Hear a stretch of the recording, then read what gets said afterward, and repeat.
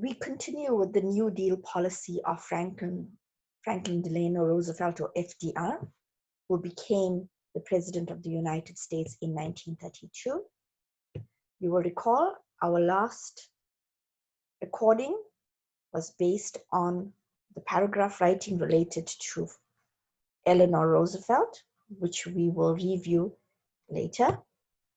Today we move on to the policy itself under Roosevelt. So Roosevelt himself only took office in 1933, although he won the elections in 1932. But during the time between the election, which is normally held, I think it's the first Wednesday in November, and then becoming actually being inaugurated early the following year in 1933, he had the opportunity to prepare for his presidency.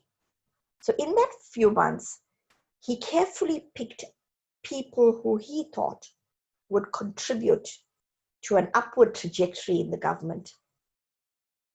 In other words, who would make reforms, help make reforms that would restore confidence in the American economy and shift policy towards prosperity and success once again. So here you see he picked advisors, many of them professionals in their own right, professors, lawyers, journalists. And I'd just like you to pause there. When we look at journalists, I want you to consider, why were these individuals important and included in his group of advisors? Here we're looking at the role of the media in a country and in terms of influencing policy of the government. And I think currently the role of the media is even more crucial in our society, given the kind of criticism that's being leveled against President Ramaphosa and his government. So to go back to FDR and the New Deal, this group of advisors came to be known as the Brains Trust. A very appropriate term because they had to, the term is pick their brain. Roosevelt picked their brain, meaning he looked for these ideas from this group of so-called intelligent people who were knowledgeable about various aspects of the country. And he wanted to collate their ideas into formulating his policy. So coming out of the thinking of the Brains Trust, he developed a set of policies to help problems that had arisen as a result of the Great Depression. So what was the New Deal? Here is a definition. The New Deal was a set of policies developed by Roosevelt to help America recover from the Great Depression, which was basically between 1939 and 1933-34. Why should we care about the Great Deal? Of what significance is it?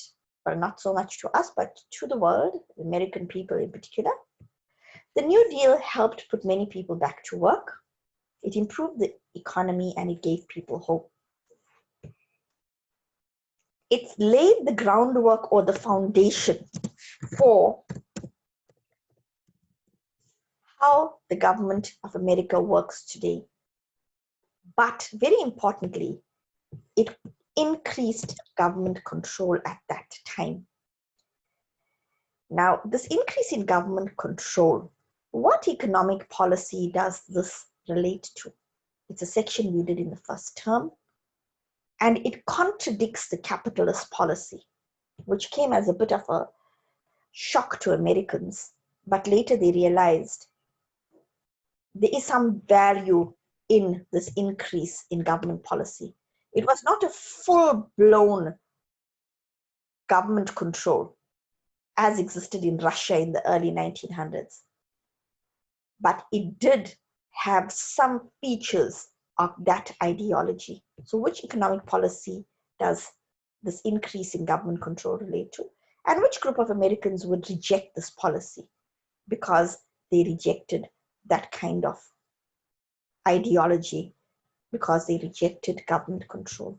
Who were these Americans that would oppose Roosevelt's policy of government interference in business? So his first 100 days, now in any presidency, it's common after 100 days for people to reflect, what is the direction this new president or new government is taking? What changes has he so far brought about? 100 days is just over 3 months. So it's not a significant amount of time to bring about changes. But what shape is the country taking? Is there drastic change going to take place in the future? Is the country heading towards more disaster? Or is there hope and prosperity on the horizon? So the definition, the first 100 days of FDR's presidency, in which he pushed numerous programs through Congress. Now, Roosevelt didn't wait too long. He began almost immediately with his alphabet agency policies to revive the economy, get America back on its footing. There were 15 major pieces of New Deal legislation approved by Congress. Now, this was remarkable because, as I told you earlier, normally in the first 100 days, it's generally a slow period where the president begins to feel his way through his presidency. It's like you coming to a high school, and in the first few months, you're beginning to find your way as a high school learner. So this is normally in the first 100 days, the president seeks to gradually feel his way through his presidency. Roosevelt didn't waste time. He went straight into it. He expanded the government's role in the economy, and he was the opposite of Hoover, who had believed in limited role of government. Again, the policy of Hoover had been, I had asked you this question in the previous recording, it was a policy known as laissez-faire. Laissez-faire means business people were free to do as they pleased without much government interference. So what reforms or changes did Roosevelt begin to introduce from the time that he assumed office? The most crucial change he needed to bring about almost immediately was a change in terms of the banking system. You remember that many banks became bankrupt. In other words, they had lost all their money because business people had taken their money out. So there was no confidence in the banking system. People didn't want to put their money in banks to save because they felt that if there was a crisis, they would lose whatever little they had. So the first thing that Roosevelt did was to introduce what was called a banking holiday. And he identified the problem that had existed which caused the crisis in the banking system. There were unregulated banking practices. What that means is there were very few laws in the United States in the 1920s that stipulated how banks should operate. So there was no careful policy in place to make sure that people's savings would be safeguarded in the event of a crisis. So the first thing he declared was a banking holiday. Now, banking holiday does not mean like a public holiday. In this case, it's where he closed all the banks for a period of time. One of the reasons he did this was to make sure that there was no panic and nobody took their money out. So if you had deposited money into the bank at that time, it stayed there, you couldn't withdraw it, but you wouldn't lose the money. Once the new laws were in place, then you had the opportunity to transact. You could withdraw, add more money, invest, etc. Banks were inspected. Inspected means their finances were looked into, how they were operating, to determine if they were solvent. Solvent means, do they have enough money in the time of a crisis? would they be able to pay out their investors or their customers? Should they be allowed to stay in business? Were they strong enough or in a healthy position? And the decision he took was that only those who were in a healthy condition could stay in business. This then restored public confidence in banks. So after several months, people were able to see that banks who were not in a strong position would be forced to close, and only those that were considered to be financially viable would be able to continue to operate. We now look at something very interesting called the fireside chats. Now, one of the new inventions during the 1920s, which was groundbreaking and really remarkable, was what was known as the fireside chats. Sorry, was the radio or the wireless. And this gave rise later to a very beneficial move that Roosevelt made, where he introduced daily radio chats with the American public. And in time, it came to be known as the fireside chats. Now, what were the fireside chats? These were the evening conversations which Roosevelt had with the American people, where he communicated with them his views, his way of thinking. He shared with them their concerns, and he invited them to give him feedback in terms of how they would like to see America being reshaped. These chats were crucial because it gave them, the American people, a direct link, in a sense, with their president. Some of you may recall, whenever it has been announced that the president is due to, South African president is due to address the public, the majority of South Africans would be glued to their television sets. They're awaiting news of some sort on some crucial issue that the country is facing. For example, during this period, concerns people have around the coronavirus, and of course the lockdown regulations, which is impacting on schooling and also heavily on businesses, etc. So in America at that time, Roosevelt realized the most important tool for communication was the radio. Although there were newspapers, remember newspapers have to be printed, and by the time they reach the public, I beg your pardon, it's no longer news. Several hours have elapsed. So this was a way of reaching the people. There was an immediacy. Immediacy means it's happening live. Now, why didn't he do television broadcasts? The reason was simple. Television had not been introduced to the public until the late 1930s and 40s. So these fireside chats became a daily source of comfort as well to the American people. Again, bear in mind their state of mind at the time. Psychologically, the vast majority of Americans were still living in desperation. They lacked confidence.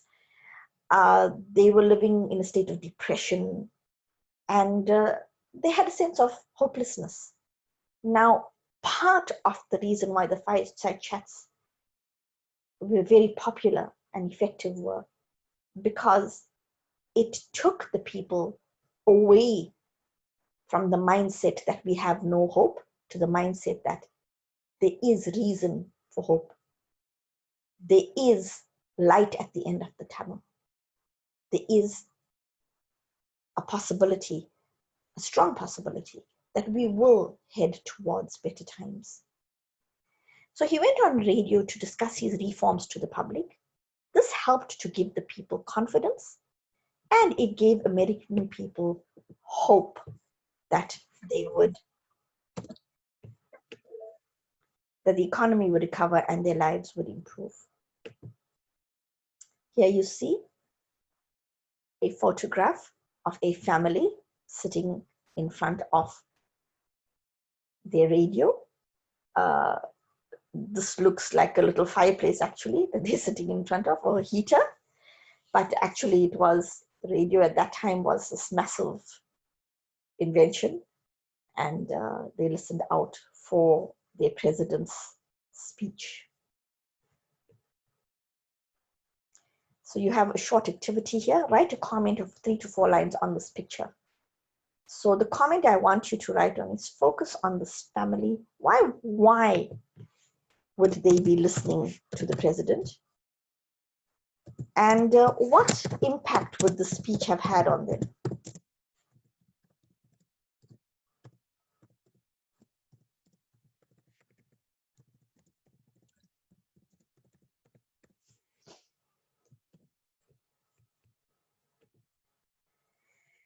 So here you have the first of the alphabet agencies introduced by Roosevelt. So we say one of the first alphabet agencies was known as the Civilian Conservation Corps. It's pronounced Corps as if there's no PS there. Civilian Conservation Corps, or the CCC. So what was the CCC? You remember there was a high level of unemployment as a result of the Wall Street crash and the Great Depression. So this Conservation Corps got youngsters between the ages of 18 to 25 to help to build roads, parks, etc. Now, it was serving two purposes. The CCC had a double barrel benefit. Firstly, the youth who came, generally, these were people who just completed schooling. There was no work for them immediately, and many of them could not afford to go to tertiary institutions to attain some sort of qualification. They worked doing largely unskilled labor in parks, in roads. They earned a salary, although it may have been a minimal salary. So it created employment on the one hand, but on the other hand, it was building infrastructure. Infrastructure is the actual physical structure of the country was being reshaped, the roads, the parks, etc. And they were conserving nature.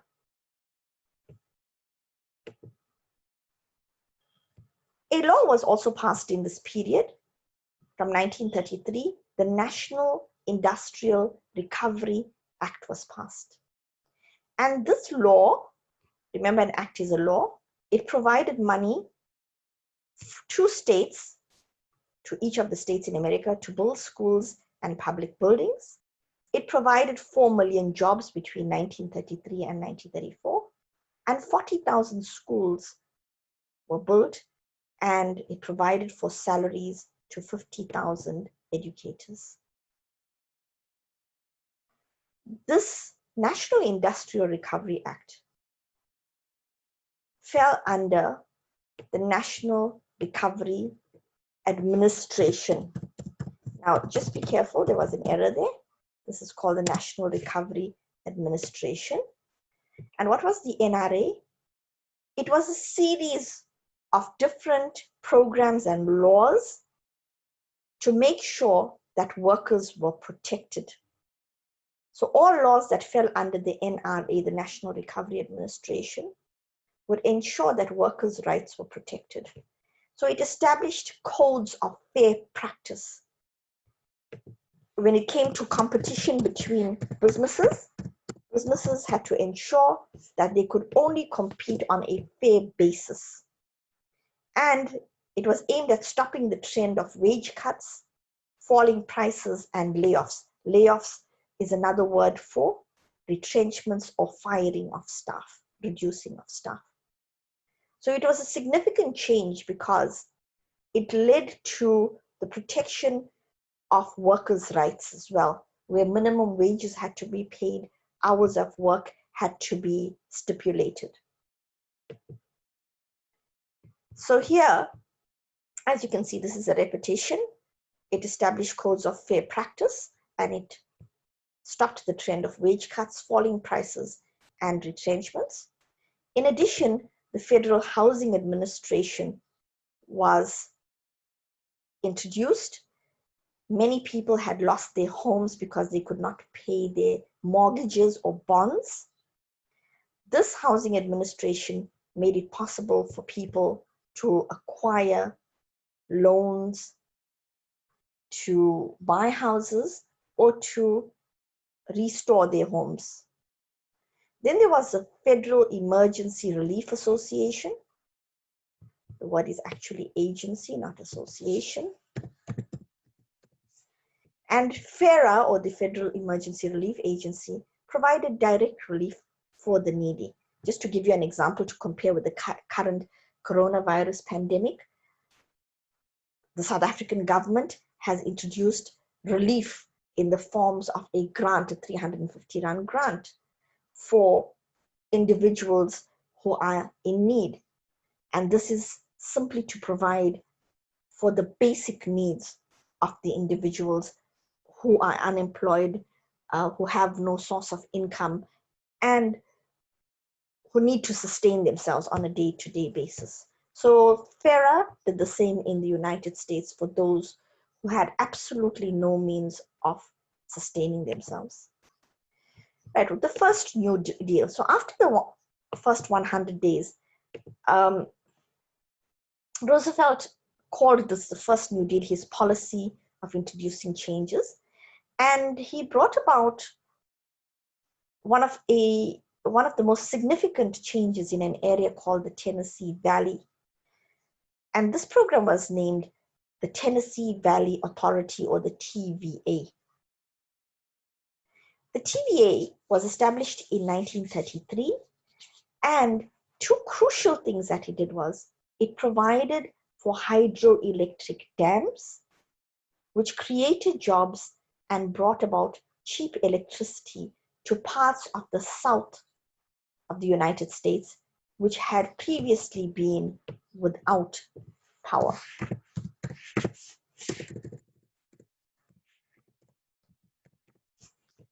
And one of the regions most affected was the Southern Appalachian Mountains. As a result of this TVA, this became one of the most prosperous and successful areas in America, because they were generating power no longer from fuel or from coal. They were using water from the dams. Hydroelectric means water from the dams to create electricity. And it became a very cheap source of power. And in that way, industries were able to be built in the area, and thousands of jobs were created in the Tennessee Valley region. Here you see illustrations of the Tennessee Valley. This here is the Tennessee Valley Dam. Here you see work being created in the area. Of course, building of infrastructure, there's engineering going on there. This is President Roosevelt and his advisors discussing the establishment of the TVA. But already there were several criticisms of the New Deal.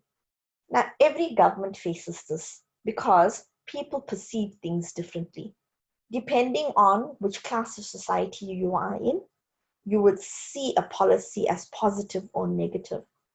Let's look at the current situation. There are many people in South Africa who consider the government's lockdown of the economy as positive, while there are many others who consider it negative. Those who think it's positive are looking at it from a health point of view and saying it will save people's lives. But there are business people who are saying, as a result of the lockdown, our businesses have now collapsed or are collapsing, and therefore we will never be able to recover. So the government's policy is being criticized based on people's individual circumstances and the way they see the results of the government's policy. Now, similarly in the United States, there were those that were against Roosevelt and his New Deal, and those that supported him. While many US citizens applauded Roosevelt's New Deal as a sign of hope, his reforms also created controversy. Controversy means discussion, debate, and opposition. Some people believed him to be a socialist. Socialism is linked to communism. It is a political and economic policy relating to sharing of resources. Some conservatives, and this would relate, of course, to the Republican supporters in the American society at that time, some conservatives believed that this gave the government too much power over business and the economy, and it would lead to socialism or communism, where the government would control the economy.